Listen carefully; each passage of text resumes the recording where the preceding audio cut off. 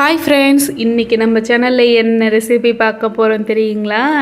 எல்லாருக்குமே பிடிச்ச, எப்போவுமே பிடிச்ச ஒரு எமோஷன்னாவே பிரியாணி தான். இன்றைக்கி நம்ம சேனலில் என்னோடய ஸ்டைலில் நான் எப்படி பிரியாணி செய்வேன் அப்படிங்கிறதான் பார்க்க போகிறோம். வாங்க பார்க்கலாம்.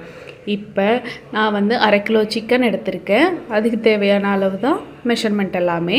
இப்போ பாருங்கள், நான் ஒரு 200 கிராம் அளவு ஆயில் விட்டுக்கிறேன். இதில் பிரியாணி இலை ஒரு 4 இலை மீடியம் சைஸில் ஒரு 4 இலை போட்டு நல்லா எண்ணெயில் பொரியட்டும். இதுலேயே பட்டை, கிராம்பு, சோம்பு, ஏலக்காய், அன்னாச்சி மொக்கு, இது எல்லாமே பிரியாணிக்கு போடுற எல்லா மசாலா ஐட்டமும் எண்ணெயில் போட்டு நல்லா பொரியணும். அதனோட வாசனை அப்படியே ஃப்ளேவர் அதிலிருந்து எண்ணெயிலேருந்து வெளியே வரும். அந்த டைமில் நம்ம பெரிய வெங்காயம் ஒரு 3 பெரிய வெங்காயம், நல்ல பெரிய வெங்காயத்துலேயே மீடியம் சைஸில் நான் எடுத்திருக்கேன். அதில் 3 வெங்காயம் நல்லா ஸ்லைஸாக கட் பண்ணி எண்ணெயில் போட்டு நல்லா வணக்கணும். இந்த வெங்காயத்தோடவே நான் பச்சை மிளகாவும் ஆட் பண்ணிக்கிறேன். ஏன் இப்போவே பச்சை மிளகா ஆட் பண்ணுறேன் அப்படின்னா, நான் இதில் காரத்துக்கு பச்சை மிளகா மட்டும்தான் இதில் ஆட் பண்ணியிருக்கேன். உங்களுக்கு காரம் கம்மியாக இருக்குது அப்படின்னா மிளகாத்தூள் ஆட் பண்ணிக்கலாம். பட் நான் மிளகாத்தூள் போடாமல் வெறும் பச்சை மிளகா மட்டுமே போட்டு அந்த ஃப்ளேவரில் இந்த பிரியாணி இருக்கும். இப்போ பாருங்கள், நான் ஒரு 5-6 பச்சை மிளகா கட் பண்ணி வெங்காயத்தோடு போட்டு நல்லா வணக்கிக்கிறோம். வெங்காயம் கோல்டன் ப்ரௌன் கலருக்கு மேலே இன்னும் கொஞ்சம் நேரம் நல்லா வணக்கணும். அப்போ தான் பிரியாணியில் நல்ல டேஸ்ட்டு கிடைக்கும். சில டைம் பிரியாணியில் ஒவ்வொரு இடத்துல வளவளப்பாக இருக்கும். அந்த வெங்காயம் நல்லா வணங்காதனால அப்படி இருக்கும். இந்த மாதிரி நல்ல ப்ரௌன் கலருக்கு மேலே நல்லா வணக்கிட்டிங்கன்னா பிரியாணியினுடைய டேஸ்ட்டும் சூப்பராக இருக்கும். இப்போ பாருங்கள், வெங்காயம் நல்லா வணங்கிருச்சு. இதில் நான் 2 ஸ்பூன் அளவு இஞ்சி பூண்டு பேஸ்ட் போடுறேன். இதில் பூண்டினுடைய குவான்டிட்டி கொஞ்சம் அதிகமாக ஆட் பண்ணிங்கன்னா பிரியாணியினுடைய ஃப்ளேவர் இன்னுமே தூக்கலாக இருக்கும். இப்போ 2 ஸ்பூன் அளவு இஞ்சி பூண்டு பேஸ்ட்டு போட்டு நல்லா வணக்கிக்கிறோம். ஃபஸ்ட்டே எண்ணெயில் இஞ்சி பூண்டு பேஸ்ட்டு போட்டுறாதீங்க. அது போய் பாத்திரத்தில் ஒட்டிக்கும், நல்லா இருக்காது.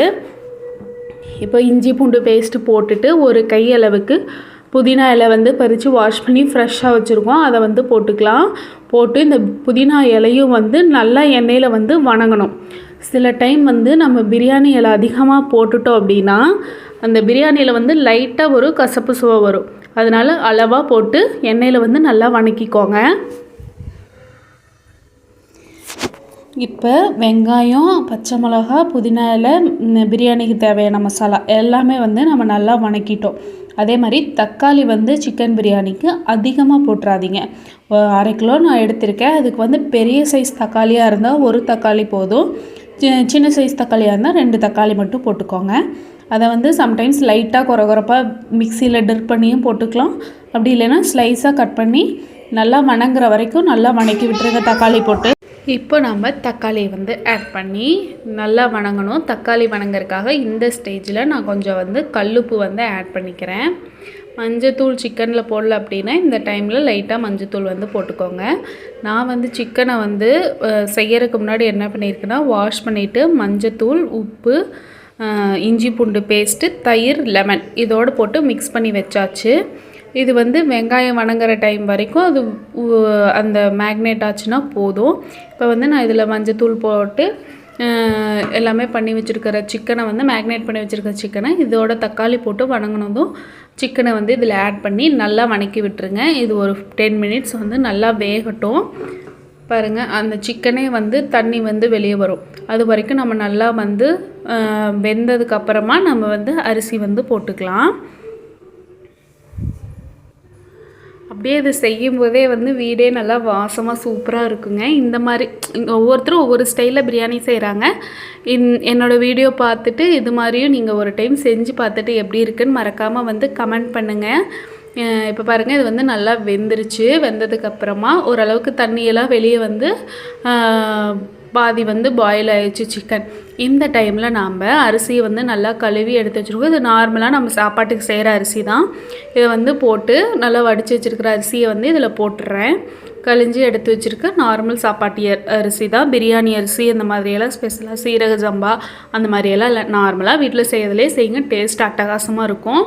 இப்போ பாருங்கள் நல்லா கிளறி விட்டுட்டு இதுக்கு தேவையான அளவு நான் வந்து 1/2 அளாக்கு அரிசி போட்டிருக்கேன். ஸோ 2 அளாக்கு தண்ணி வந்து அளந்து வச்சுருக்கேன். அதை வந்து லைட்டாக வணக்கி விட்டுட்டு தண்ணியை வந்து ஊற்றிடுறோம். ஊற்றினதுக்கப்புறமா நம்ம வந்து இதில் எந்த அளவுக்கு உப்பு காரம் இருக்குது அப்படின்னு வந்து செக் பண்ணிக்கலாம். இந்த டைமில் உப்பு செக் பண்ணிவிட்டு அதுக்கு தகுந்த மாதிரி உப்பு வந்து போட்டுக்கோங்க.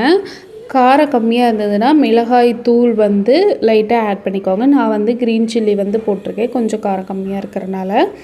இப்போ இதை போட்டுட்டு நெய் விருப்பப்படுறவங்க லைட்டாக 1 ஸ்பூன் போட்டுக்கோங்க. கொத்தமல்லி தழை இதில் போடாதீங்க. சாப்பாடு விசில் வந்து இறக்குனதுக்கு அப்புறமா வந்து கொத்தமல்லி தழை போடுங்க.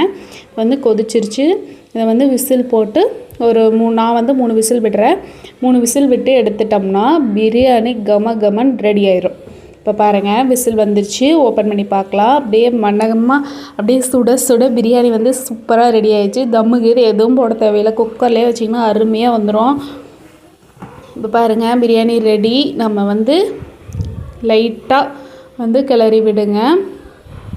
கிளறி வேறு பாத்திரத்தில் வந்து எடுத்து வச்சுக்கோங்க. நல்லா சுட சுட ஆவி பறக்க சிக்கன் பிரியாணி நம்ம ஸ்டைலில் ரெடி. இதே மாதிரி நீங்களும் உங்கள் வீட்டில் கண்டிப்பாக செஞ்சு பாருங்கள். சிம்பிள் மெத்தட் தான். அது இதுன்னெல்லாம் பெரிய அரைக்கணும் போடணும் அப்படியெல்லாம் எதுவுமே இல்லை. இருக்கிறத எடுத்து போட்டு நீட்டாக டேஸ்ட்டாக சுட சுட ஆவி பறக்க இந்த பிரியாணி உங்களுக்கு டைம் கிடைக்கும் போது கண்டிப்பாக செஞ்சு பாருங்கள். சண்டே தான் செய்யணுங்கிற அவசியமே இல்லை. பிரியாணி கூடவே ஒரு முட்டை கூடவே வந்து சிக்கன் கிரேவி வந்து வச்சுருக்கேன். சிக்கன் கிரேவியும் வந்து போட்டுக்கிறோம். பிரியாணி வெங்காயம் தயிர் பச்சடியோட இதை சாப்பிட்டு பாருங்கள். உங்களுக்கு சூப்பரான நாளாக அந்த அன்றைக்கி கண்டிப்பாக இருக்கும். ட்ரை பண்ணி பார்த்துட்டு கண்டிப்பாக எப்படி இருக்குன்னு கமெண்ட் பண்ணுங்கள். நிறைய பேர் வந்து சப்ஸ்கிரைப் பண்ணாமையே என்னோடய வீடியோஸ் பார்த்துட்ருக்கீங்க. தயவு செஞ்சு சப்ஸ்கிரைப் பண்ணல அப்படின்னா சப்ஸ்கிரைப் பண்ணிடுங்க. அதுதான் எனக்கு வந்து இன்னும் கொஞ்சம் வீடியோ போடுறதுக்கு எனக்கு ஒரு மோட்டிவேஷனாக இருக்கும். அதே மாதிரி சிம்பிளாக டேஸ்டான சூப்பரான ரெசிபிஸ் வந்து நம்ம சேனலில் வரும். கூடவே வந்து மோட்டிவேஷ்னலான வீடியோஸும் வரும். கண்டிப்பாக வந்து சப்ஸ்கிரைப் பண்ணாதவங்க சப்ஸ்கிரைப் பண்ணி பாருங்கள்.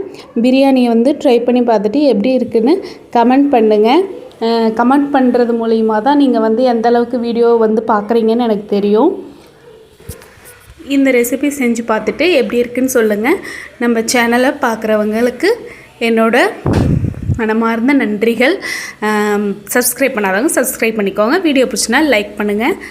தேங்க்ஸ் ஃபார் வாட்சிங் ஃப்ரெண்ட்ஸ்.